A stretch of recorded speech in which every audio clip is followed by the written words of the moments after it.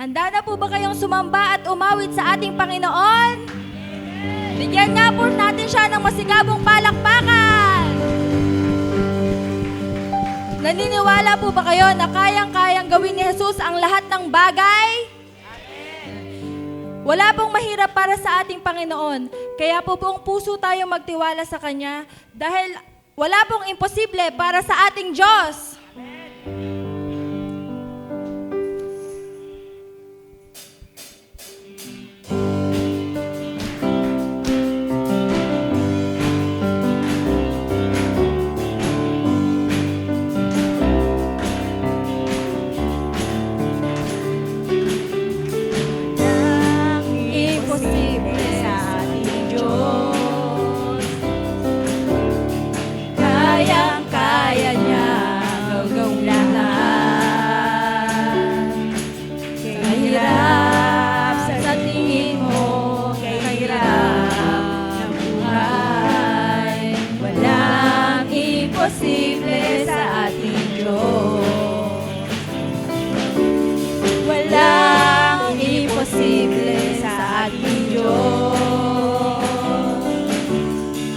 Kayang-kaya niya gawin lahat.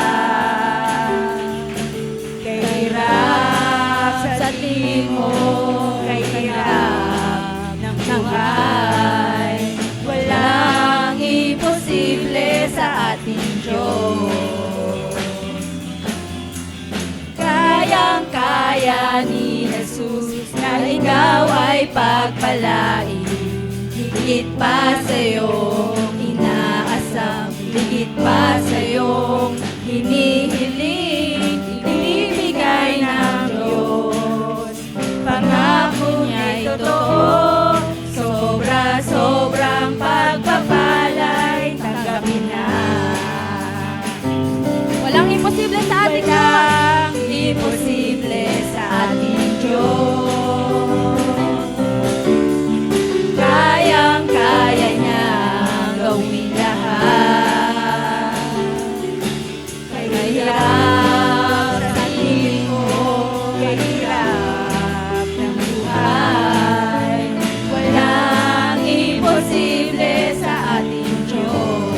Minsan ba walang imposible sa ating Diyos? Walang imposible sa ating Diyos. Kayang-kaya niya gawin lahat.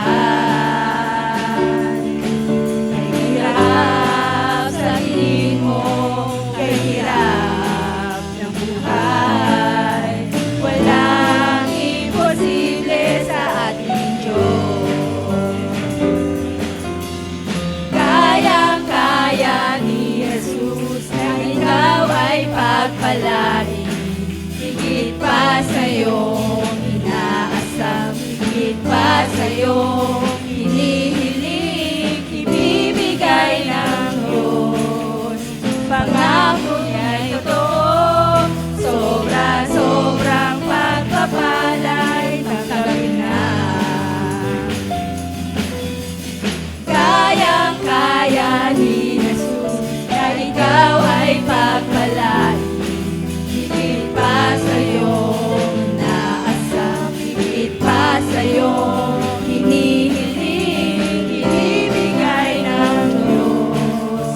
Pangako niya'y totoo, sobra-sobrang pagpapala'y tanggapin na.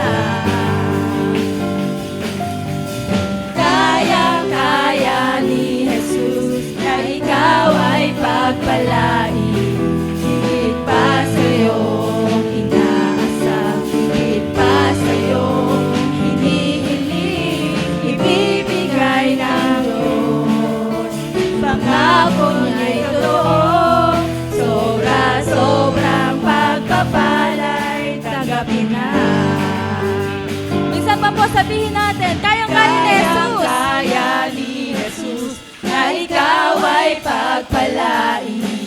Higit pa sa'yong inaasam, higit pa sa'yong hinihiling, ibibigay ng Diyos. Pangako niya'y totoo, sobra-sobrang pagpapala'y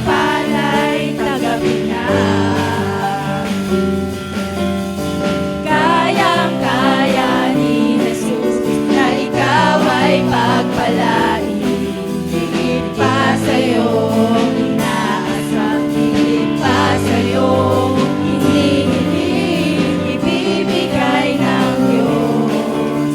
Pangako niya'y totoo, sobra-sobrang pagpapala, sobra-sobrang pagpapala, sobra-sobrang pagpapala.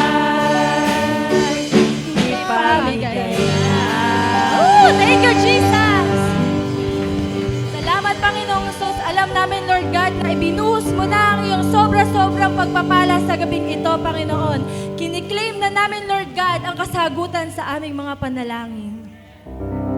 Lord God, kami po ay patuloy na sumasamba sa iyo, Lord. Jesus, nakikita niyo po ang aming mga puso. Naririto kami, Lord God, nagpapasaliksik sa iyo, Panginoon. Panginoon, kami po ay humihiling, Lord God. Nabigyan niyo po kami ng isang pusong tapat, Panginoon. Isa pong pusong tapat na naglilingkod sa iyo, Lord God. Jesus, bigyan niyo rin po kami ng isang pusong dalisay, Panginoon. Turuan niyo po kami, Panginoon, na maabot ka po namin, Lord God, na malugod ka po sa amin, Panginoong Jesus.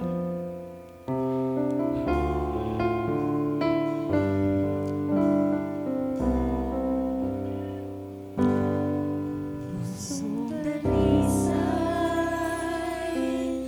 ang aking nais. Likhain mo, Diyos, para sa akin. Pusong dalisay ang aking nais. Likhain mo, Diyos, para sa akin. Isang pusong tapat na sa'yo'y nagmamahal. Isang pusong sa'yo'y walang alilangan. Isang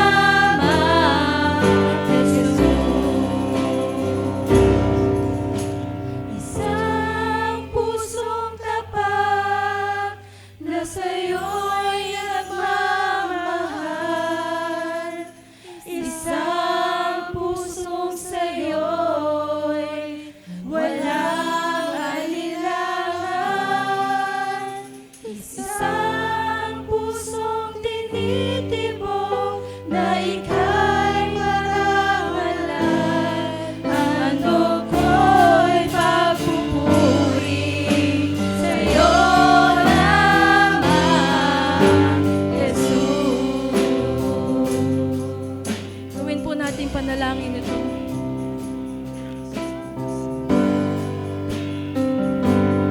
Pusong dalisay, Yes, Lord God, pusong dalisan ang aming nais, Lord God. nais. Malikhain mo, Diyos, para sa akin. Pusong dalisay, ang aking nais. Malikhain mo, Diyos, para sa akin. Isang pusong lahat na sa'yo'y nagmamahal.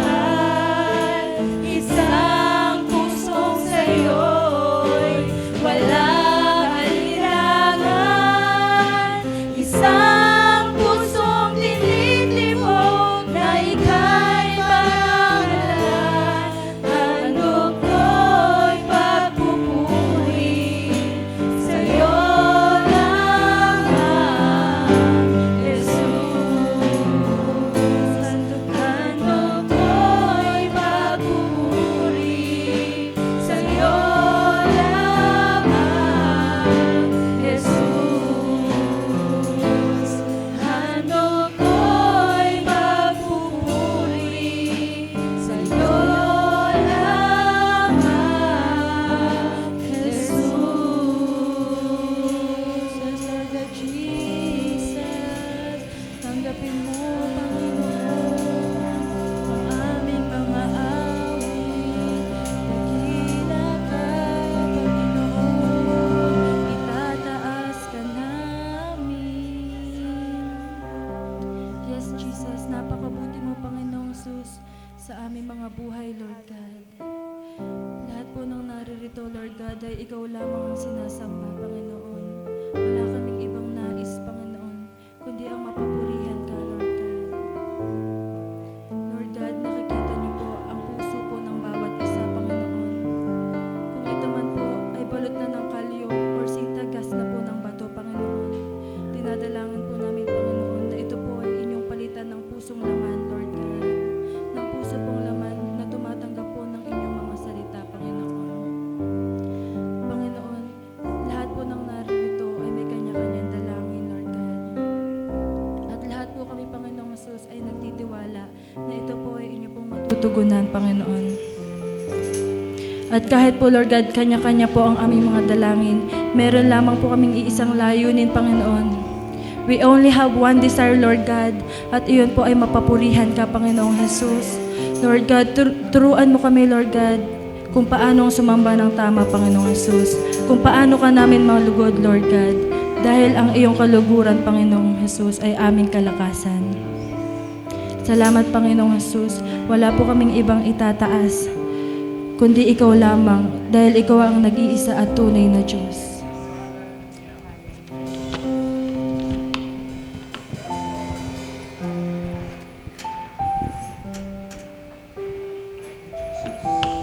Sabay po nating basahin ng Blood of Jesus. Ang pagpapalit na nagawa sa krus. Si Jesus ay pinurasahan upang tayo ay mapatawad. Si Jesus ay nasugatan upang tayo ay gumaling. Si Jesus ay ginawang kasalanan sa ating mga kasalanan upang tayo ay gawing matuwid sa kanyang katwiran. Si Jesus ay namatay sa ating kamatayan upang tanggapin natin ang kanyang buhay. Ginawang sumpa si Jesus upang pumasok tayo sa pagpapala. Dumanas ng kahirapan si Jesus upang makahati tayo sa kanyang kasaganaan. Binuhat ni Jesus ang ating kahihiyan upang makabahagi tayo sa kanyang kalwatian. Si Jesus ay dumanas ng ating pagtanggi upang pasa atin ang pagtanggap ng Ama. Si Jesus ay hiniwalay sa pamamagitan ng kamatayan upang tayo may kabit sa Diyos magpakailanman. Ang ating lumang pagkatao ay namata na sa Kanya upang ang bagong tao ay mabuhay sa atin. Sabihin ng mga naligtas, ang aking katawan ay templo ng banal na Espiritu, niligtas, nilinis at binanal sa pamamagitan ng dugo ni Jesus. Ang bawat bahagi ng aking katawan ay instrumento ng katwiran, inilaan sa Diyos para sa paglilingkod sa kanyang kalwatian. Ang diablo ay walang puwang sa akin, walang kapangyarihan laban sa akin, walang karapatan sa akin. Lahat ay inaayos sa pamamagitan ng banal na dugo ni Jesus. Nagapi ko si Satanas sa pamamagitan ng dugo ng kordero at sa pamamagitan ng aking totoo. At hindi ko inibig ang aking buhay hanggang kamatayan. Ang aking katawan ay para sa Panginoon at ang Panginoon ay para sa aking katawan. Walang iba kundi ang dugo ni Jesus. Sa pamamagitan ng dugo ni Jesus, ako ay tinubos sa kamay ng diablo. Sa pamamagitan ng dugo ni Jesus, lahat ng aking mga kasalanan ay pinatawad na. Sa pamamagitan ng dugo ni Jesus, ako ay patuloy na nililinis mula sa aking mga kasalanan. Sa pamamagitan ng dugo ni Jesus, ako ay pinawalang sala, ginawang matuwid para bagang hindi nagkasala. Sa pamamagitan ng dugo ni Jesus, ako ay binanal at inilaan sa Diyos. Sa pamamagitan ng dugo ni Jesus, ako ay may lakas ng loob na pumasok sa presensya ng Diyos. Ang banal na dugo ni Jesus ay patuloy na sumigaw sa Diyos sa langit para sa akin. Amen.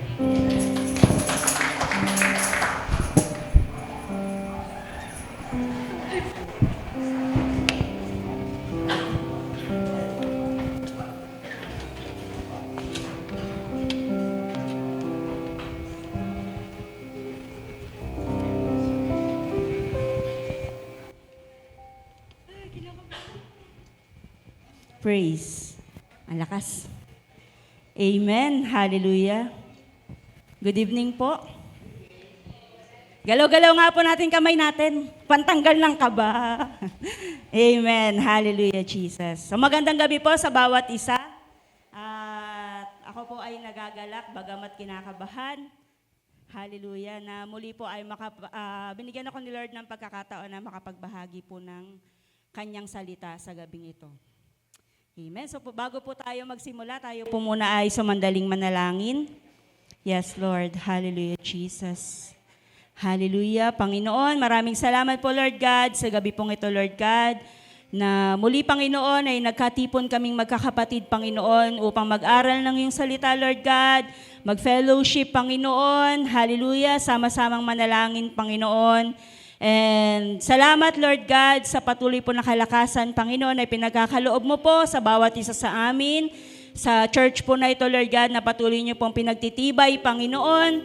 Salamat po, Lord God, sa nagdaang anniversary, Panginoon, ng aming church, Lord God. 40 years, Lord God, of your goodness. Panginoon, tunay na napakabuti mo, O Diyos. Salamat, Lord, sa bawat isang naririto, Panginoon, na mga kapatid, Lord God, na patuloy po nagpapakita, Panginoon, ng tatag, Panginoon, ng tibay, Panginoon, sa ministry, sa kanilang mga pananampalataya, Panginoon. Salamat, Lord God. At ngayong gabi po, Lord God, patuloy po kaming sasamba, O Diyos, sa pamamagitan naman po, Lord God, ng pakikinig ng iyong salita, Lord God. Panginoon, itago niyo nga po ko sa iyong likuran, Panginoon, upang maibahagi, Lord God, yung mensahe na nais mo, Lord God, na marinig, Panginoon, at ma-receive, Lord God, naming mga magkakapatid, Panginoon. Sama-sama po kami, O Diyos, na mag-aaral, Lord God, at tatanggap ng iyong salita, Panginoon, at magpapatuwid sa iyong salita, Panginoon, sa gabi pong ito, Lord God. Hallelujah. Itinataas po namin, O Diyos, ang kabuuan ng gawain na ito, Panginoon, sa tanging pangalan po ng aming Panginoong Jesus. Amen. Amen. Isang malakas na palakpak po para sa ating Panginoon. Amen. Hallelujah. Sino po yung nakakaalam ng kasabihan na nasa huli ang pagsisisi? Amen. Di ba ito po yung kasabihan na kadalasan o madalas nasasabi ng isang tao kapag tayo ay nagkamali o nakagawa ng isang bagay na hindi tama o ayon sa pamantayan o kalooban ng ating Diyos? In short, ang katwiran pa natin, nabigla. Nabigla ba? Ganon, di ba? O, di ba sa Facebook, sa TV, sa mga balita, naririnig natin, yung mga krimen, hallelujah, ang madalas na sinasabi ng mga nakakagawa ng krimen, nagdilim yung kanilang paningin, nadala ng bugso ng damdamin. Amen. At syempre, tayo pong mga Kristiyano ay hindi po exempted sa ganitong mga pagkakataon sa ating buhay. Tama po ba? Sa katunayan, mas madalas tayong dumadaan sa ganitong testing araw-araw. Amen? Tama po ba? Laging sinusubok yung ating character, yung ating mga pasensya, yung ating mga pisi. Amen? Hallelujah. Shout out nga po sa mga nagalit kanina. Meron po ba dito mga nagalit kanina? Sa trabaho, sa mga anak na maliliit, mga apo na maliliit. At minsan nakapag-react tayo sa pamamagitan ng salita or minsan kapag sa social media, yung bang tinatawag na keyboard warrior. Daming sinasabi na po. So, ngayong gabi po, gusto pong ibahagi sa atin ng Panginoon, actually, lahat tayo, kasama po ako, unang-una na ako. Kasi po, alam niyo po ba kanina, short testimony, kahapon pala, short testimony lang po. Habang ginagawa ko po itong PowerPoint ko, ay sinubok na agad ako kung ano yung mensahe ko. Amen, hallelujah. So habang nagtatype-type po akong ganyan, nalaglag ni Shempot ang baso ng fruit soda na wala pa halos bawas. Yung aking tenga ay parang nagpanting na ganun. Siyempre narinig ko nalaglag tapos alam ko tumapon. Shem, ano na naman yan? Tapos nakita ko sa harapan ko, pinakita ni Lord, uy, ayan yung topic mo, sinubok ka na agad. Tapos ganyan yung sisigaw mo. Maya-maya, sabi ko, oo nga, napahiya ako sa Panginoon. Sabi ko, oo nga, Shem, okay lang, halika na, balik ka na dito. So, araw-araw po tayong sinusubok. Amen? Paano po ba gamitin ito? Alright. Ayan. Ayan po tayo, oh. Paikot-ikot. Amen. So madalas po, tayo ay napapagitna sa isang sitwasyon na kung isang bagay ba sa isang pagkakataon ay ating gagawin o hindi gagawin. So ano po yung nakikita nyo dyan? Puro question mark yung ulo ng tao. No? So ganyan po tayo madalas, di ba? Sa isang sitwasyon, tayo ay nag-iisip or nalilito kung ano ba yung dapat gawin, do, go, don't go.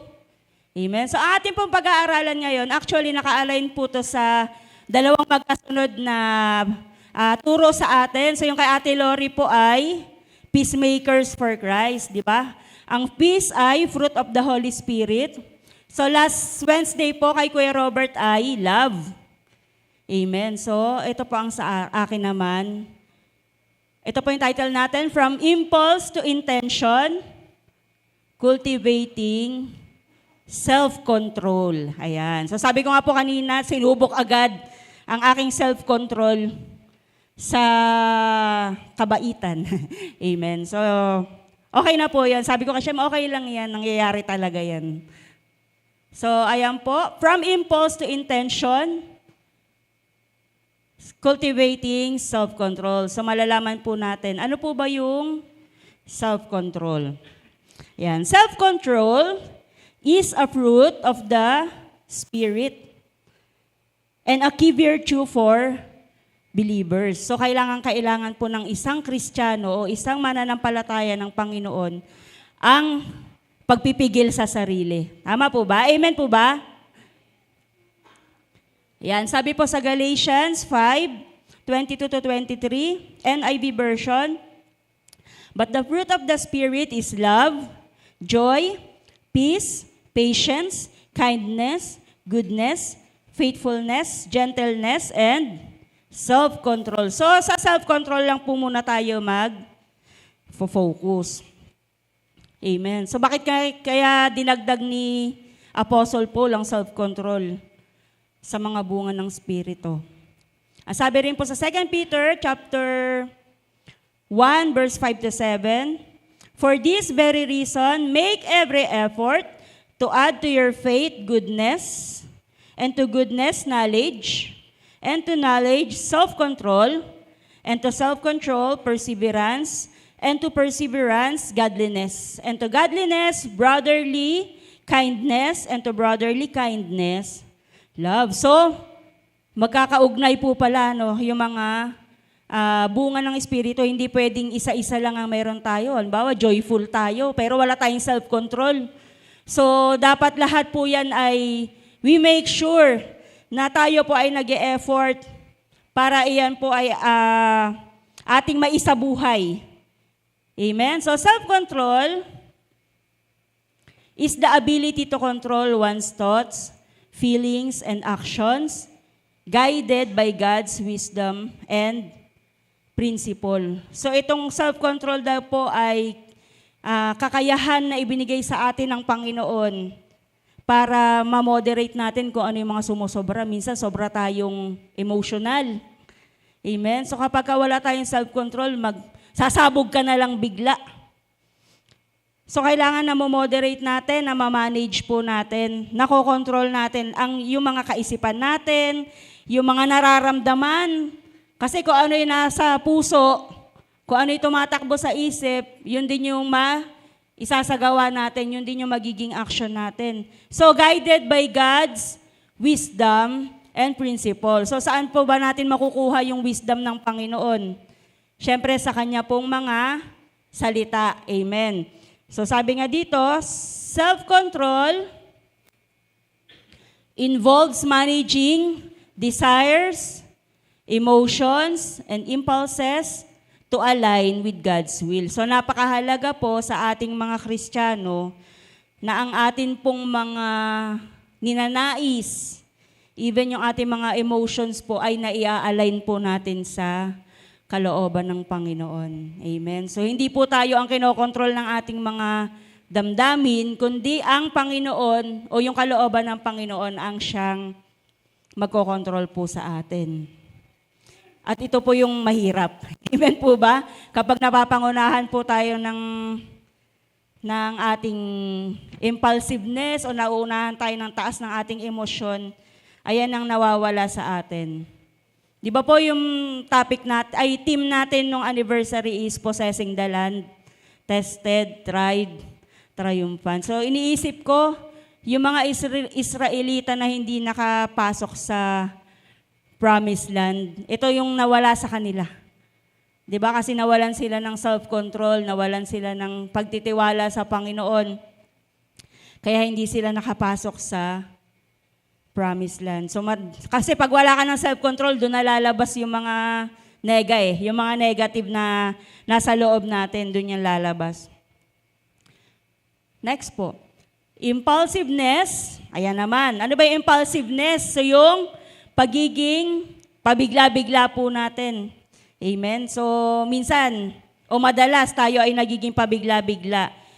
Impulsiveness in a biblical context refers to acting on emotions, desires, or whims without considering the consequences or God's guidance. So, minsan, ito ay nakakapag-isip tayo, nagsasalita tayo, nagre-react tayo na hindi na natin naiisip yung pwedeng maging kabayaran or consequence ng ating ginagawa o sinasabi. At hindi na rin natin nako-consider yung gusto ni Lord na dapat ginagawa natin. Pero dahil tayo ay madalas na nadadala ng ating emosyon, nakakapagbitaw tayo ng mga bagay na hindi naaayon sa gusto ng Panginoon. Amen. So ang topic natin is from impulse to intention. Ano po ba yung intention? Ayan, yung intention, kabaliktaran ng impulsiveness. Kanina yung impulsiveness ay acting on emotions and desires without considering consequences. So ang intention naman refers to a deliberate, ibig sabihin po ng deliberate ay sinasadya. Sino naglalaro po ng basketball? Taas po yung kamay. Di ba meron po tayong tinatawag na deliberate foul? Tama ba? Mga nagbabasketball po. Ay, wala nagbabasketball. So yung deliberate foul is sinadya mong i-foul yung kalaban mo. So ganun din po sa atin. Yung intention refers to a deliberate and conscious decision or plan to act in a way that honors God and aligns to His will. So itong intention, we intend to.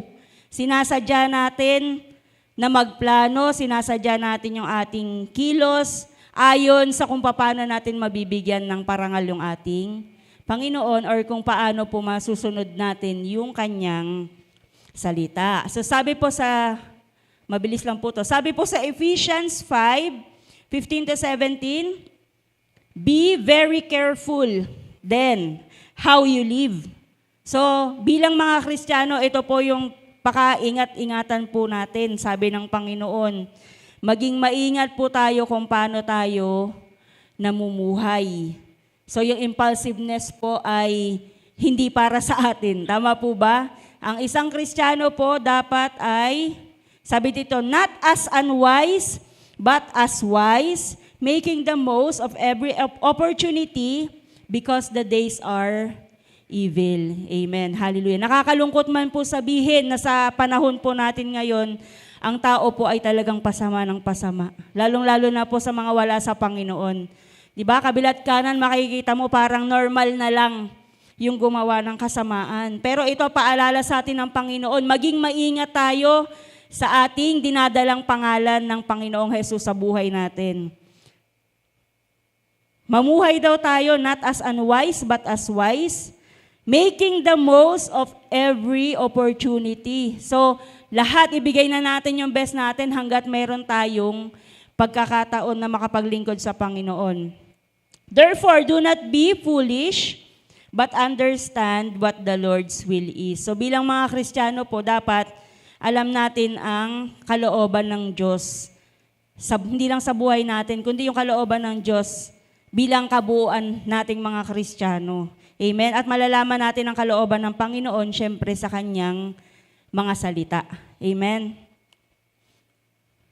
Yan. Cultivating self-control. So bilang Kristiyano po dapat, sabi ko nga po kanina, yung self-control ay hindi tayo yung gumagawa sa sarili natin. Produce yun ng Holy Spirit sa buhay natin. The more na mas malapit tayo sa Panginoon, the more na may relasyon tayo sa Kanya, mas strong yung self-control na pinoproduce ni Lord sa buhay natin. So bilang Kristiyano, ito po, ang pagiging impulsive to intentional living, isa pong journey. Amen? Hindi po siya yung biglaan na, ay, binago ka na agad. Tayo po ay naglalakbay, so kailangan natin itong key virtue na self-control para po maging matagumpay tayo sa paglalakbay natin bilang Kristiyano. Cultivating self-control is a journey from impulse to intention, enabled by God's grace and guided by Scripture. So ang foundation po natin o ang tinatayuan natin bilang mga Kristiyano ay syempre ang Scriptures o yung ating Biblia, mga salita ng ating Panginoon. So wala naman tayong ibang pinag-aaralan dito na turo na hindi galing sa ating Panginoon, na hindi galing sa ating Biblia. Amen. So ang Bible po talaga, ang Scriptures po talaga ang ating pinaka-guide. Hallelujah. Malinaw po ba? Amen. Ayan, sino po yan? Kilala niyo po yan? Ang makahula po, may extra rice po dun sa likod mamaya. Sino po kaya yan?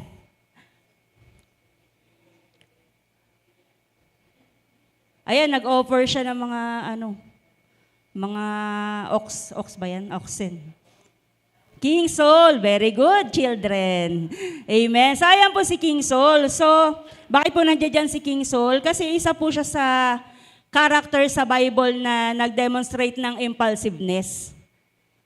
Tama po ba? I-correct niyo po ako kung mali yung sinasabi ko.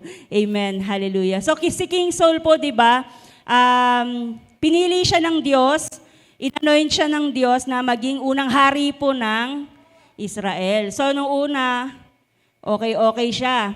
Pero dumating yung pagkakataon na nagkaroon siya ng mga impulses sa kanyang puso na siya ay nagdidesisyon na without the guide ng Panginoon. So malayo na sa kalooban ng Diyos yung kanyang mga ginagawa.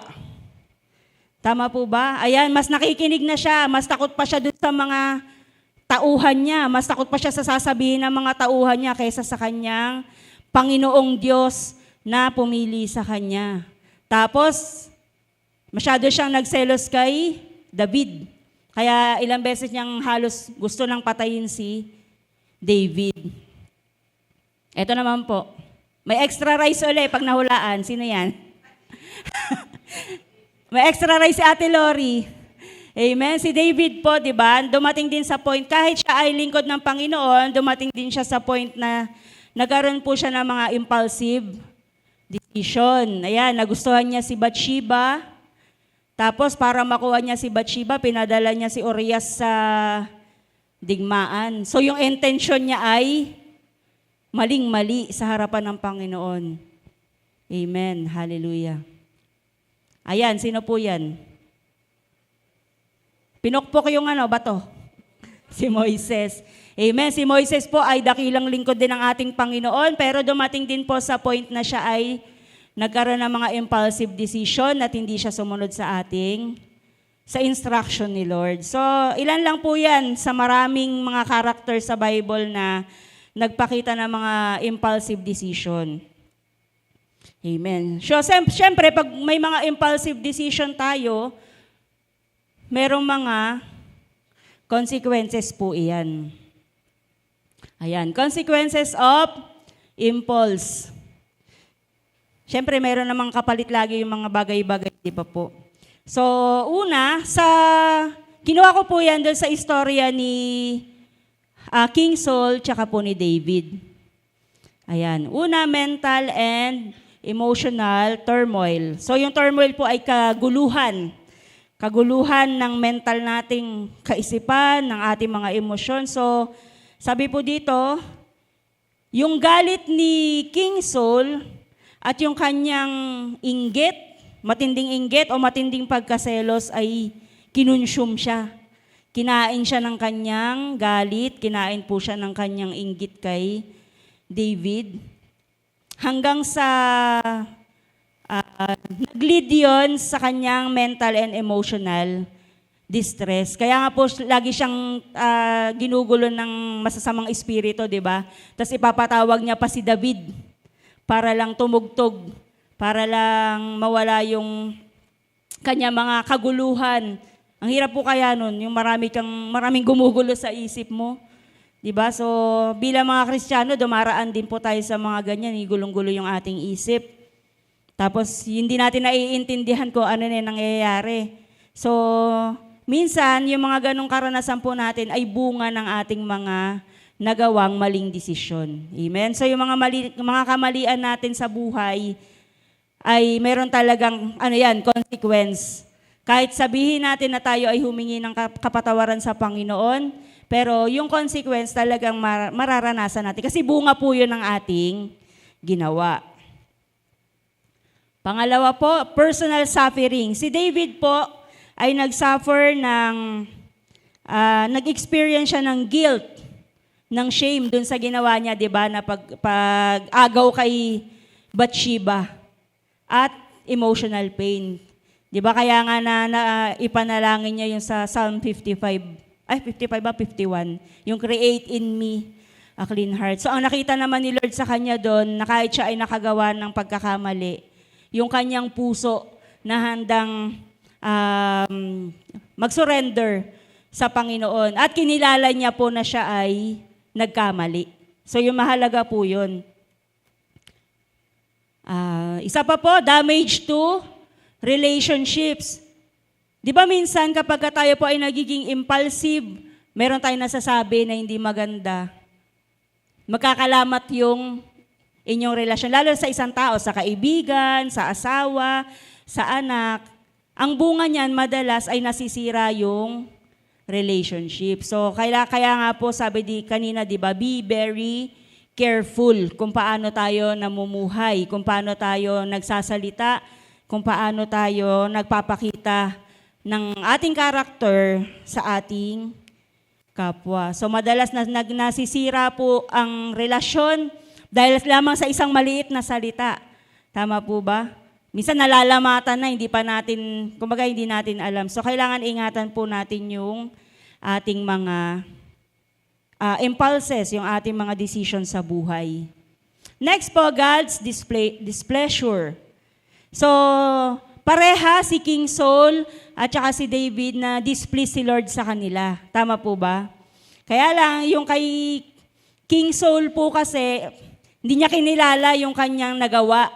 Kumbaga hindi niya in-acknowledge na siya ay naging impulsive sa harapan ng Panginoon. So, mayroong pagmamataas doon kay King Saul. Kaya, sa ending, di ba, nagpakamatay po siya. Tama po ba, nagpakamatay si King Saul?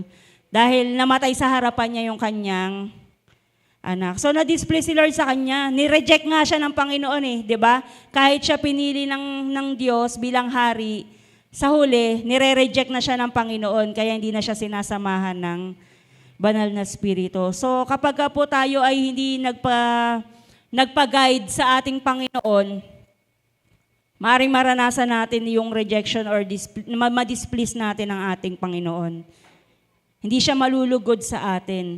So kay David po, nagkaroon man siya ng pagkakamali, pero in-acknowledge niya yung kanyang pagkakamali at nagpakumbaba siya sa Diyos. So yun yung mahalaga na tayo ay magpakumbaba po sa ating Panginoon. Hallelujah. Tinawag pa nga si David na di ba? Man after God's own heart. Kahit nakagawa siya ng mga pagkakamali na ganun. Kasi nakikita ni Lord yung kanyang puso. So sa atin po, makita rin ni Lord yung puso natin. Kung ano yung intention natin. Kung ano yung nilalaman ng ating mga puso. So yan po yung mga consequences ng mga impulses sa buhay natin. Pwede tayo magkaroon ng mental and emotional turmoil, personal suffering, damage to relationships, tsaka higit sa lahat, maalis yung kaluguran ni Lord sa atin. Ayan. Sino po yan?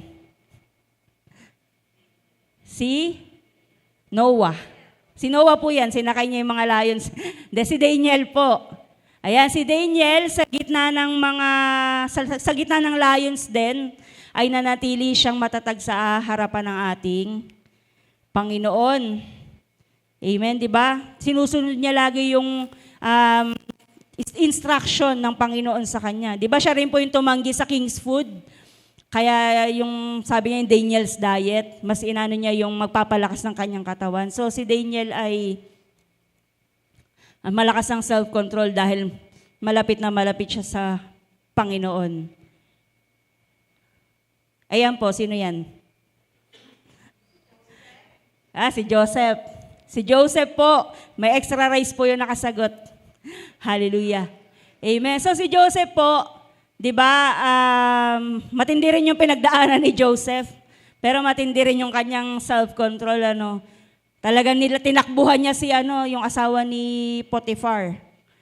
Dahil ayaw niyang ma-displease si Lord sa kanya. Amen. May fear of the Lord si Joseph. So, yung pagkakaroon po ng self-control, syempre, kung kanina may consequences yung mga impulsiveness natin, meron namang benefit yung self-control. So una, God's favor and blessing. Taas nga po yung kamay ang pinaburan ng Panginoon dito.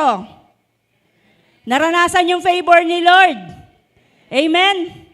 Amen. So, bilang mga Kristiyano po, syempre mahalaga na tayo ay may self-control. Kasi pag meron tayong self-control, tinatayuan natin ang talagang kalooban ng Lord sa buhay natin. Amen? At kapag naging matatag tayo sa ating, kumbaga, integrity sa Panginoon, bibigyan tayo ni Lord ng favor at saka ng blessing. Amen? Hallelujah. So, di ba si Joseph ay naging governor ng Egypt. Amen. Hindi lang dahil tinakbuhan niya yung asawa ni Potiphar. Ibig sabihin kasi pinakita ni Joseph yung kanyang integridad at character sa harapan ng Panginoon. Kaya pinaburan si Joseph ng ating Panginoon. Amen. Si Daniel din po, di ba? Tawag nito, nakakapag-interpret siya ng panaginip. 'Di ba? Na kumbaga na binigyan siya ng wisdom ng Panginoon. So yan yung sinasabi ko kanina, integrity and character. Kumbaga nai-establish yung ating character sa harapan ng tao, sa harapan ng Diyos kapag tayo po ay merong matibay at matatag na pagpipigil sa sarili. Ayan, wisdom and discernment. Siyempre, pagka yung self-control mo, kaya mo nang makita kung pag ginawa ko ba to, mali ba to, tama ba to. So magkakaroon tayo ng discernment sa mga decisions po natin. Ayan, protection from harm. So si Daniel, di ba po, sa kanyang pagtayo sa kanyang pananampalataya sa Panginoon, kahit nilagay siya doon sa lion's den, hindi po siya napano. Amen? Hallelujah. Nandoon na siya sa gitna ng panganib, pero hindi natin narinig si Daniel na nagreklamo sa Panginoon. Tama po ba? Anong ginawa niya? Nanalangin sa Panginoon. So, at dahil doon, kumbaga pinigilan niya yung kanyang sarili. Siguro kung tayo si Daniel, matatakot ka na. Baka magpapanik na tayo, may lion. Tapos yung lion na yun, gutom na gutom pa. Pero dahil sa self-control, napigilan ni Daniel yung kanyang sarili sa mga ganong bagay at ang ginawa niya is nanalangin sa Panginoon.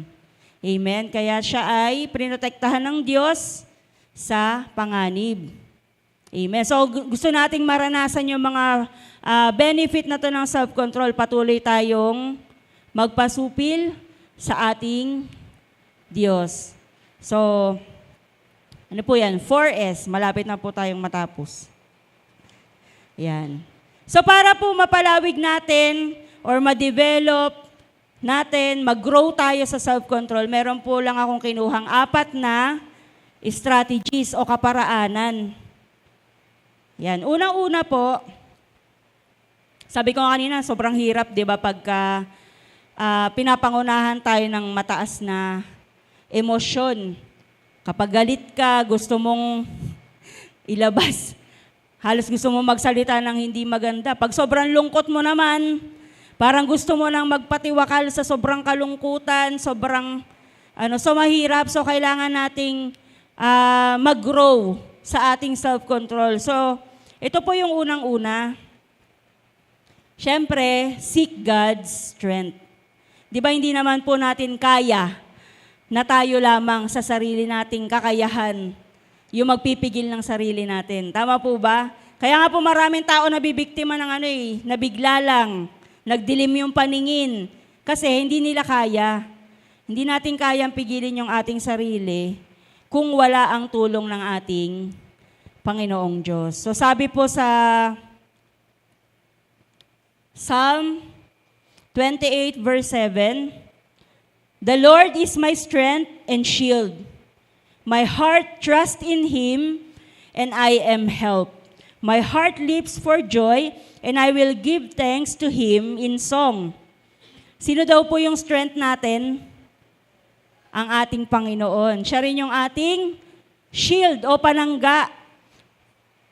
Hallelujah. So seek God's strength. Sabi po dito, mag-pray tayo ng self-control. Pinagpipray po natin ang self-control. Kasi kung aasa po tayo, ay, kaya ko yan.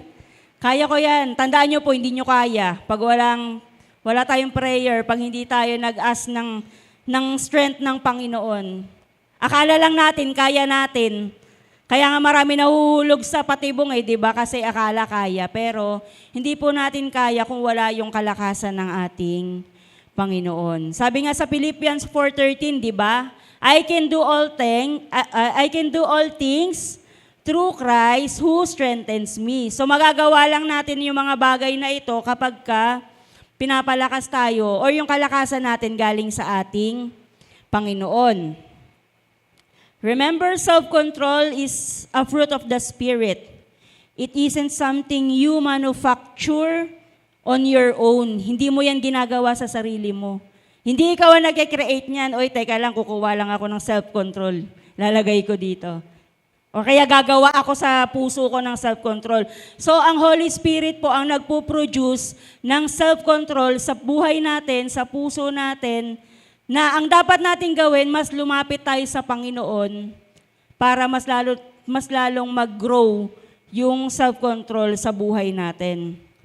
It is something that God, the Holy Spirit, produces in you when you stay close to Him.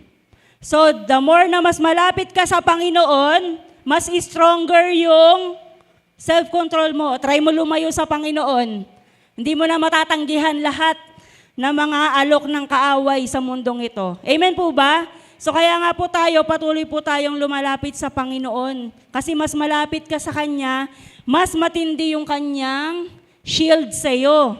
Mas matindi yung Kanyang shield sa atin. Pero kapag hindi natin alam, napapalayo tayo sa Panginoon, napapalayo tayo sa Kanyang presensya, mas humihina po tayo. Mas hindi natin napipigilan na kumbaga mag-compromise sa mundong ito. Isa pa, seek God's strength. Trust in God's power to help you overcome. Trust in God's power to help you overcome weaknesses. Ang sabi po sa Zechariah 4-6, hindi ko na po nailagay dyan, it is not by might, nor by power, but by the Spirit of God. Diba? Ang Espiritu ng Diyos po yun siya nagbibigay sa atin ng kakayahan. Sabi mo nga sa katabi mo, hindi mo kayang ikaw lang. So hindi natin kayang sa atin lang, sa sarili lang natin. Kailangan natin ng lakas ng ating Panginoon, yung kapangyarihan ng ating Panginoon. Minsan po, nararamdaman nyo ba minsan yung pag ginawan ka ng hindi maganda, di ba? Minsan sa puso natin, grabe naman to, bakit naman ganito yung ginagawa sa akin? Hindi ko deserve to. Di ba may ganun pa tayong sa isip natin? Hindi natin deserve to. Pero nangyayari, may nananakit sa atin, meron nagsasalita ng hindi maganda, meron nagbibitaw ng mga comments na hindi maganda. Minsan mahirap lunukin, tama po ba? Mahirap tanggapin, lalo na kung sa puso mo, alam mo naman na hindi mo yun. Kumbaga, hindi naman ganun yung ginagawa mo, hindi naman ganun yung intention mo. Pero madalas, sa mga ganong pagkakataon, nagiging impulsive po tayo. Nagiging reactive tayo sa kung ano yung sinasabi natin, gusto natin i-react. Kumbaga, ibalik sa kanila, ganun din. Or mas masakit pa. Gusto natin makagante. Gusto natin bumawi. Di ba ganyan yung naturalesa ng isang tao? Kapag tayo ay nasaktan, syempre masakit kaya. Ikaw kaya saktan, kakatwiran, di ba? Ikaw kaya saktan, anong gusto mong gawin? Pero, gusto ko lang po sabihin sa bawat isa sa atin na hindi po ini-invalidate ni Lord yung nararamdaman natin. Pero ang gusto ng Lord, magtiwala tayo sa Kanya. Ipagkatiwala natin yung nararamdaman natin sa Panginoon. Tama po ba? Ang gusto ng Diyos, magtiwala ka sa Kanya na Siya yung tutulong sa iyo. Huwag mong ipagiganti yung sarili mo, kapatid. Amen? Tama po ba yun? Huwag nating ipagiganti yung sarili natin. Kung meron po tayong narinig, nakita, nabasa na against sa atin, na feeling natin, kumbaga ginawan ako ng mali nitong tao na to, wag po nating ipagiganti yung sarili natin. Hanapin natin ang Diyos. Ipagkatiwala po natin sa Panginoon. Di ba sabi sa Proverbs 3:5-6, trust in the Lord with all your heart and lean not on your own understanding. Kung ano yung pagkaintindi mo, wag yan ang sandigan mo. Magtiwala tayo sa Panginoon. Ipagkatiwala po natin sa Panginoon yung ating mga nararanasan. Amen po ba? Kaya po ba natin gawin yon sa biyaya ng Panginoon? Amen. Hallelujah. So pangalawa po,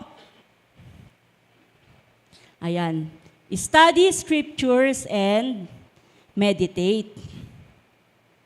Ang sabi sa Psalm 1:1-2, blessed is the man who does not walk in the counsel of the wicked, or stand in the way of sinners, or sit in the seat of mockers. But his delight is in the law of the Lord, and on his law he meditates day and night. Pinagpala daw po ang isang tao na lumalakad sa kautusan ng Panginoon at hindi sa mga sinasabi ng mga nakapaligid sa Kanya. Amen. So minsan, bilang isang tao, kapag merong mga nagka-counsel sa atin, di ba? May mga conversations, may mga kausap tayo na, lalo na kung hindi Kristiyano, syempre ang ipapayo niyan or ika-counsel sa atin yan ay base sa kung ano yung unawa sa mundong ito, hindi sa kautusan ng Panginoon. Pero ang sabi sa Bible, mas pinagpala daw yung ang kaluguran niya ay nandoon sa pagsunod sa salita ng Panginoon. Hallelujah. Huwag nating lakaran yung counsel ng mga wicked. Kahit iyan pa po ay nakasanayan na ng tao, kahit iyan po ay tradisyon na sa ating pamilya, pero kung wala po sa kautusan ng Panginoon, huwag daw po nating lalakaran iyon. Dahil mas mahalaga po na sinusunod po natin yung salita ng ating Panginoon. Amen? Kasi pagdating natin sa harapan ng Lord, paano mo ipapaliwanag na, Lord? Kasi natatakot ako sa mga kaibigan ko baka i-ano na nila ako, hindi na nila ako ibilong sa grupo nila. So, tayuan po natin ang salita ng Panginoon. Meditate on Bible verses that promote self-control. So instead na tayo po ay magbabad sa mga bagay na nagpapataas pa ng ating emosyon. Minsan kasi, di ba, pag may nakikita tayo sa Facebook, nakaka-relate ako sa na to, sa sitwasyon na to. Hindi Kristiyano yun. Ano lang yung dinagdag niya sa'yo? Lalo ka lang nalungkot. Di ba? Lalo ka na lang nag-self-pity kasi yun yung binabaran mo. Ang sabi dito, mag-meditate tayo sa mga salita ng Panginoon na mas makakapagpalakas po sa atin. Amen? So, mahalaga, isa pa, i-apply natin ang scripture sa ating pang-araw-araw na buhay. Kahit sa pinakamaliit na sitwasyon po ng buhay natin. I-apply natin daw yung scripture. So, paano natin i-apply ang salita ng Diyos kung hindi natin alam yung salita ng Panginoon? Kaya nga po, mahalaga na tayo po ay nag-aaral, nagbabasa ng salita ng ating Panginoon. Amen po? Sabi dito, pinagpala daw yung tao na ang delight ay nasa law of the Lord. So, Lord, paano nga ba maging kaluguran sa akin na magbasa po ng iyong salita? Minsan nakakaantok. Minsan pagod na. Tama po ba? Pero sabi maging kaluguran daw natin. So, ibig sabihin ng kaluguran or delight, sino po may favorite dito ng Toblerone? Chocolate. Or kaya, ano bang masarap? Ice cream? Di ba yung pag kumakain kayo parang hindi mo lang nalalasahan, parang namnam mo sa buong pagkatao mo yung lasa.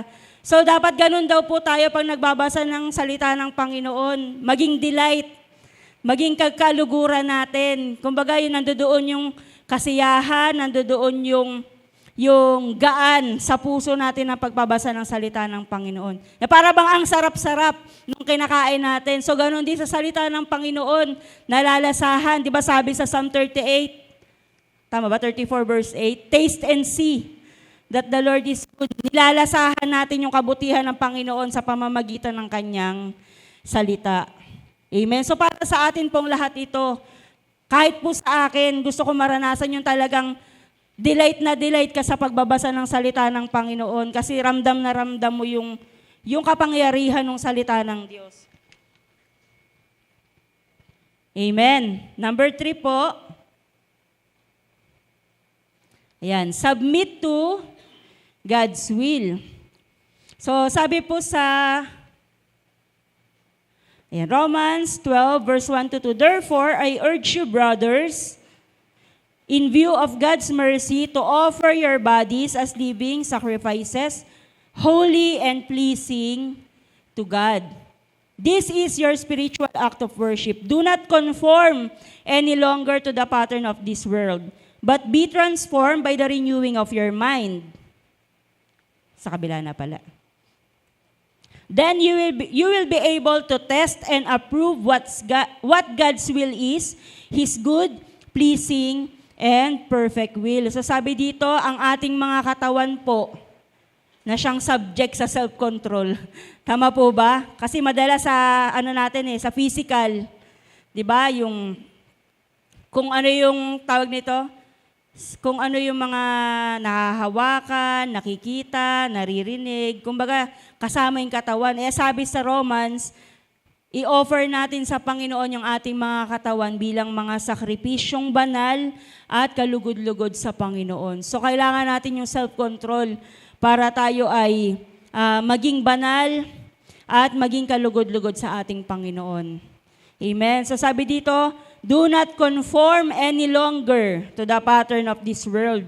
So napakahirap pero kautusan to ng Panginoon na kontrolin natin yung ating mga desisyon, yung ating mga pagpipili para hindi tayo mag-compromise po sa mundong ito.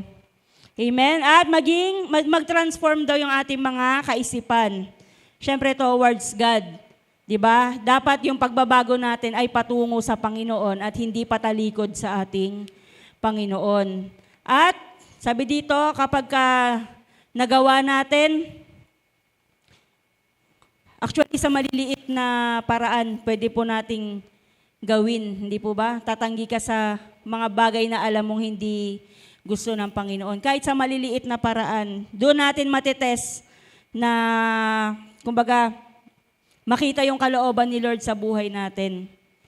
Amen? Kahit hindi ka magsimula sa talagang sobrang laking desisyon, kahit maliliit na desisyon sa buhay natin araw-araw, pwede nating practicein yung pag-submit sa kalooban ng ating Panginoon. Surrender everything to God, our desires, our plans, kahit yung mga iniisip natin, syempre yung mga actions natin, ipag-pray natin na laging maging align sa kalooban ng ating Panginoon. So, ito talaga yung mahirap, i-surrender. Surrender sa harapan ng Panginoon kasi minsan hindi natin ma-surrender lahat sa buhay po natin, hindi po ba? So, i-surrender natin yung mga plano natin, yung mga desires. Lord, gusto kung ano yung mga gusto natin, di ba? Kung ano yung mga nais nating gawin. Yung problema mo, i-surrender mo sa Panginoon. Yung mga hurt na dinadala pa natin sa ating puso, i-surrender natin sa Panginoon. I-submit natin lahat sa Panginoon.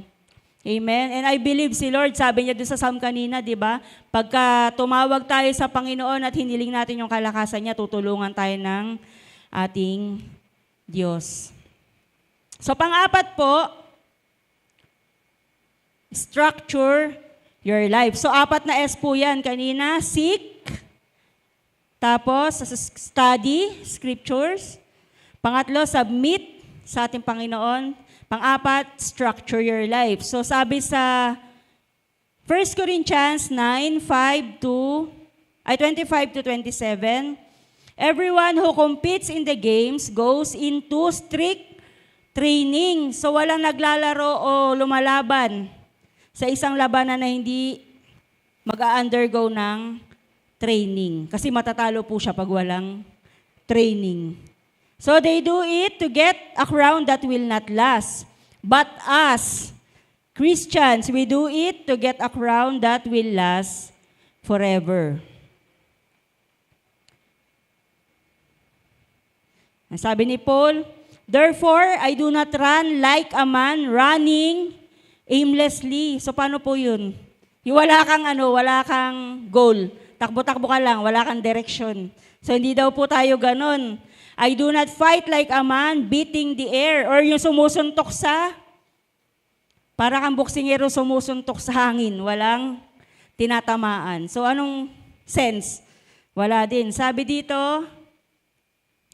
no, I beat my body and make it my slave so that after I have preached to others, I myself will not be disqualified for the prize. I beat my body. Tinatalo ko yung sarili ko.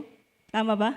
Tama po ba yung pagkaunawa ko dito? And make it a slave. So ang kalaban po talaga pala natin ay yung sarili natin pagdating sa self-control. So kailangan mapasunod po natin yung ating katawan, yung ating mga nararamdaman, yung ating mga tawag nito, emotion, at hindi yun ang magpapasunod sa atin. So pwede tayong ma-disqualify kung hindi natin, tawag nito, kung hindi tayo mag-goal na manalo. Sabi po dito, di ba? Kumbaga, wag maging aimless or wag maging yung parang walang purpose yung ating ginagawa, kundi makipaglaban tayo sa buhay na meron tayong goal at meron tayong purpose. So, structure your life. Dapat po mag-establish tayo ng, dapat po i-prioritize muna natin ang salita ng Diyos bilang foundation po ng ating mga ginagawa sa buhay. Sabi po, di ba kanina, i-guide tayo ng scriptures, di ba? I-guide tayo ng Diyos para magawa natin yung mga layunin ng Diyos sa buhay natin. So, kailangan nating i-priority sa buhay natin ang salita ng Panginoon bilang foundation po ng ating journey bilang isang Kristiyano. So, mag-set din tayo ng mga intentional goals. So, sa araw-araw po natin bilang mga lingkod ng Panginoon, dapat meron tayong intentional goals. Ano ibig sabihin ng intentional goals? Sasadyain natin, di ba sabi po kanina, halimbawa, gusto nating mas lumalim sa Panginoon, mag-set tayo ng goal. Magbabasa tayo ng Biblia, di ba? Magsiserve tayo sa ministry.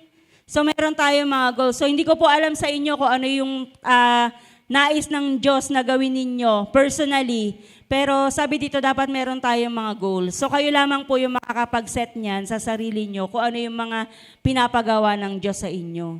So, ang importante po, magkaroon tayo ng intentional goals para mas lalo po tayong maging mas matibay na lingkod, di ba, sa Panginoon. So, natutuwa po ako kasi lalong-lalo na yung mga elders po natin, di ba, napakatagal na. Marami nang pinagdaan ng ups and downs sa pagiging isang lingkod, sa pagiging Kristiyano, pero naririto pa rin po sila. Amen? So, ibig sabihin, tried and tested ng ating Panginoon. So, yun po, mag-set tayo ng mga goals na, kumbaga, mas lalong yung journey natin papunta sa Panginoon hindi tayo, kumbaga, hindi tayo mag-sway-sway ganyan. Hindi tayo maligaw. Talagang towards God yung ating patutunguhan. Live with purpose. Di ba? Tayo mismo sa mga buhay natin ang gumagawa ng mga building blocks natin.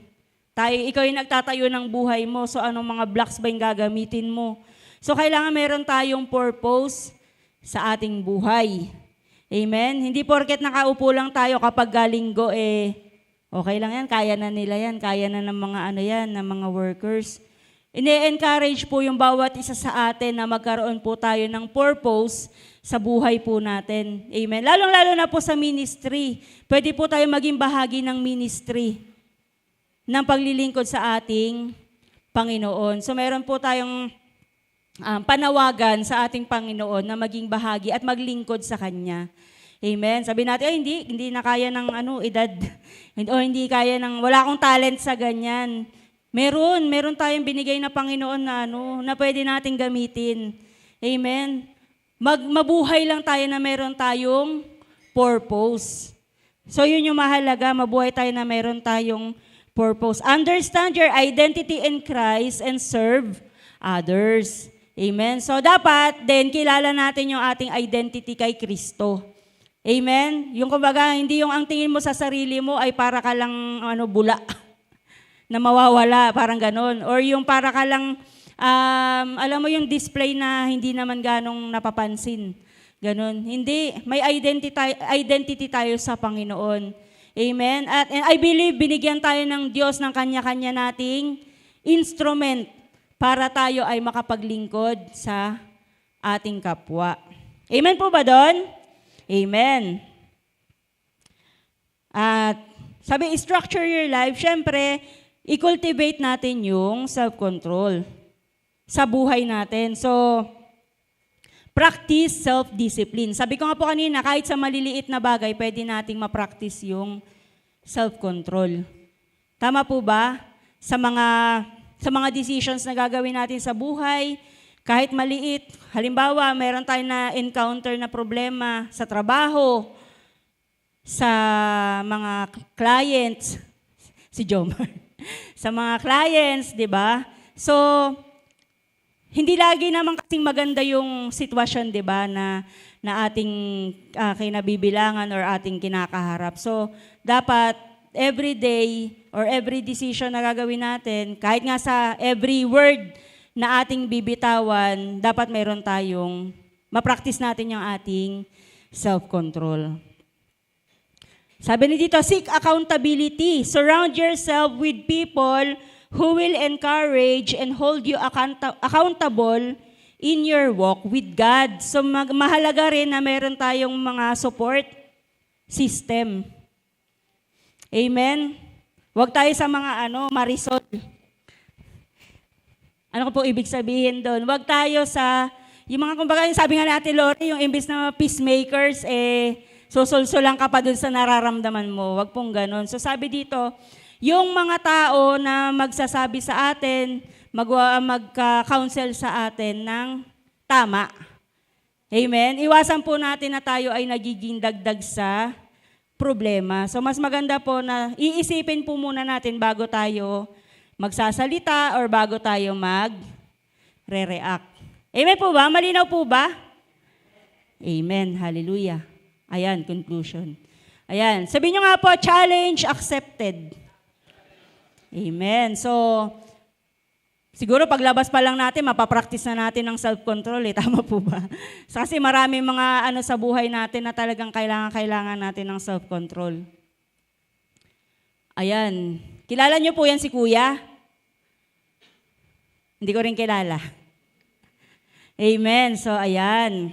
Bakit po may ganyan? Ayan po yung nasa kwento ni Kuya Robert nung last, yung manliligaw na nagsisibak ng kahoy. Hindi, joke lang po. Huwag niyo pong masyadong siniseryoso. Amen. So, ayan po. Challenge accepted. So, sa pagtatapos po ng lesson natin, gusto ko po sanang iwanan sa inyo itong isang ilustrasyon po sa, yan, yung nasa projector natin. Ang sabi po dito, may dalawang tao na tumanggap ng hamon mula sa isang hari. Ayan, dalawang tao na tumanggap ng hamon sa isang hari. So, kunyari, yung isa po dyan ay kayo. Bala na po kayong mamili, 1 or 2. So, kukwento ko po muna. Ang challenge, magre-race sila na may dalang isang troso at isang palakol. So, magkahaba po yung troso at parehas na parehas din po, pati brand ng palakol. So, yun po yung challenge. Isa lang yung rule. Isa lang. Matapos nila yung 3-kilometer race para makuha ang premyo. So malinaw po, may dalawang tao, magre-race sila, meron silang dalang troso na magkasing haba at palakol na pares na parehas, katalim, pares na parehas yung brand. So ito na po. Unang kilometer, buhat-buhat po nila yung troso, no, tsaka palakol. So okay pa sila sa unang kilometer. Si Racer 1 at tsaka si Racer 2. So, siyempre, habang lumalayo yung nilalakad mo at buhat mo ang troso, bumibigat. Tama po ba? Yung isang basong tubig nga lang, di ba, pag buhat mo ng matagal, bumibigat. So, 2nd kilometer na. Si Racer 1, ginamit si palakol. Babawas lang ako ng konti. Ala namang nakakakita. So, binawasan niya. Si Racer 2, nagpatuloy sa pagbuhat ng troso niya kahit mabigat. So, habang lumalayo, si Racer 1, sige ng bawas. Siyempre, may palakol siya eh. Tsaka wala namang nakakakita. So, si Racer 2, kahit walang nakakakita, nagpatuloy po siya sa kanyang paglakad. So, pangatlong kilometer na. Ganito na lang, ganito na lang kaliit yung troso ni Racer 1. Si Racer 2 is intact pa yung kanyang troso. Eh di nakarating na sa ano. Ang mindset kasi ni Racer 1, mauna ako. Sabi matapos yung yung race eh. Wala naman sinabing bawal palakulin yung Wala naman sinabing bawal palakulin yung kahoy. Wala naman nakakakita. So, nauna siya. Nandun na siya nakatayo. Tapos, ito si Racer 2, bigat na bigat doon sa troso. Pero hindi niya binawasan kahit kaunti. Tapos nagtataka siya, bakit kaya nakahinto si Racer 1 doon? Nakatayo na lang, tulala na lang ganun. Si Racer 2, dumating sa katapat niyang pwesto. Kaya pala, may bangin dun sa dulo. So yung only way na makakatawid siya, dahil dun sa troso. Yung agwat ng bangin niya is kasing haba na sapat lang para makatawid siya dun sa sukat ng troso.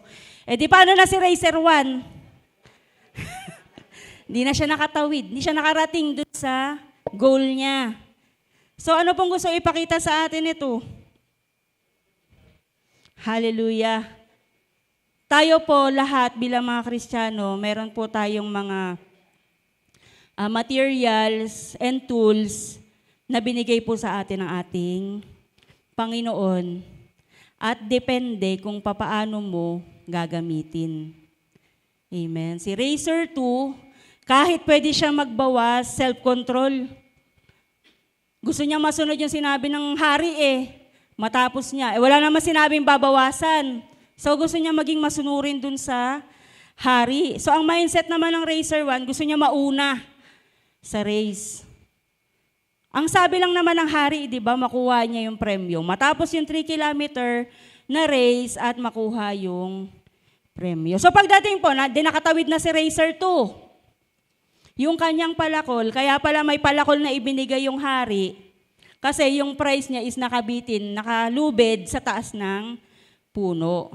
At yung lubed, yung makapal, na mapuputol mo lang pagka ginamitan mo ng palakol. So, ano po ang implementation nito sa atin, sa mga buhay po natin? Meron po tayong mga tools. Pero minsan po, ang tanong, tama po ba yung ating pagkagamit? Amen. So, mahalaga meron po tayong self-control according sa guide ni Lord, sa instruction po ng Diyos sa bawat isa po sa atin. Amen po ba? Nagets po ba natin yung point ng kwento? Amen. So, atin pong concluding statement, may our pursuit of self-control be rooted upon God's word, upon God's instruction. So yung ating pong self-control dapat nakabase sa kung ano yung sinasabi ng salita ng Diyos sa mga buhay po natin. And I believe na kapag po tayo ay nag-aral ng salita ng Panginoon, personally, sa mga devotion po natin, mangungusap at mangungusap ang ating Panginoon sa bawat isa po sa atin. Empowering us to live purposefully and make choices that align with His perfect plan. So yung ating pong mga choices sa buhay, dapat po yun yung pakaingatan natin. Amen? Amen po ba? Maging maingat po tayo sa bawat nating gagawin, bawat nating sasabihin. Ayan, may we surrender our impulses to God's guidance. So alam nyo na, the next time po na tayo ay makaka-encounter, na susubukin yung ating pasensya, susubukin yung ating salita, susubukin po yung ating mga kilos. I-surrender po natin sa Panginoon yung ating mga impulses. Cultivating self-control and living intentionally for His glory and bearing fruit that reflects our identity in Christ as we walk in the Spirit. So sabi nga dun sa kinanta kanina, di ba? Isang pusong tapat na sa'yo'y nagmamahal. Isang pusong sa'yo'y walang alinlangan. Isang pusong tinitibok na ika'y parangalan. Handog kong pagpupuri sa'yo lamang, Jesus. So living intentionally ang maparangalan po natin ng ating Panginoon. Amen. So yun daw po dapat yung tibok ng ating puso. Kaya po sa lahat ng ating gagawin, sa lahat po ng ating sasabihin, di ba, sa lahat po ng ating ikikilos, ang tanong po natin sa sarili natin, mapaparangalan po ba natin ang ating Panginoon? Amen? Amen? May naintindihan po ba tayo? So yung apat po na strategies, sabi, seek God's strength. Tapos, ano yung pangalawa? Study, scriptures, and meditate. May meditate pa po yun. So pangatlo, submit or surrender to God's will. At pang-apat, structure your life. So wala pong ibang pwedeng bumuo ng ating buhay, kundi yung mga sarili nating desisyon according sa mga plano, sa mga salita ng Panginoon sa buhay po natin. Amen? Palakpakan nga po natin ang ating Diyos. Hallelujah. Panginoon, maraming salamat po, Lord God, sa iyo pong banal na salita, Panginoon. Hallelujah. Patuloy nga po, Lord God, na nagpapasalamat po kami, O Diyos, sa iyong salita. At hinihingi rin po namin, Lord, yung iyong tulong, Panginoon, sa pang-araw-araw po naming buhay, pang-araw-araw po namin mga desisyon, Lord God. Lord, dalangin po namin sa banal na Espiritu, Panginoon, na patuloy po, Lord God, palakasin, Lord God, ang aming mga pagpipigil sa sarili. Lord God, mapigilan po namin yung aming isipan, masupil po namin yung aming mga bibig, Lord God. Kung hindi rin po, Lord God, maganda yung aming sasabihin, kung hindi rin po, Lord God, makakapag-build, Lord God, ng encouragement sa aming kapwa, Panginoon, o sa aming sarili, Panginoon, Lord. Dalangin po namin, Lord God, na tulungan mo kami ayon sa iyong mga salita, Lord God. Hallelujah. Lord, ilapit mo nga po, Panginoon, ang bawat isa, Lord God, na mas malapit sa iyo, Panginoon, para po, Lord God, mas maging malakas, Panginoon, yung aming self-control, Lord God. Mas mapaglabanan po namin, Lord God, anumang mga temptasyon, Panginoon, sa mundong ito, Lord God. Hallelujah. Sa mga oras, O Diyos, na kami po ay magko-compromise, Lord God. Lord, mangusap ka po sa amin, Panginoon. Hallelujah. Lord, we believe bilang mga Kristiyano, Panginoon, dapat po namin, Lord God, mas palakasin pa, O Diyos, yung aming self-control, Lord God. Dahil, Lord God, hindi kami magtatagumpay, Panginoon, kung patuloy po kaming aayon, Panginoon, sa nais ng mundong ito, Lord God. Hallelujah. Tulungan mo kami, Panginoon. Hindi po namin kaya, Lord God, kung hindi mo kami tutulungan, Panginoon. At ang lahat, O God, ay sinosurrender namin, Panginoon, sa iyo. Lord God, even the smallest details, Lord God, ng aming mga buhay, sinosurrender po namin sa iyo, O Diyos. Hallelujah. Salamat nga po, Lord God, sa panibagong kalakasan, Lord God, ng aming mga kaluluwa, Lord God. Hallelujah. Dalangin ko po, O Diyos, na buksan mo ang puso ng bawat isa, Panginoon, at patuloy niyo pong ipaalala, Panginoon, ang mensaheng ito, Panginoon, sa bawat isa sa amin, Lord God. Maging kalakasan po namin, Lord God. Maging gabay po namin, O Diyos, ang iyong salita, Lord God, sa araw-araw namin, Panginoon, pagharap sa hamon ng buhay, O Lord God. Tinataas po namin, Panginoon, ang mga panalangin ito sa makapangyarihang pangalan ng aming Panginoong Jesus. Amen. Amen. Sige po, tayo po ay makakahanap na po ng ating mga prayer partner.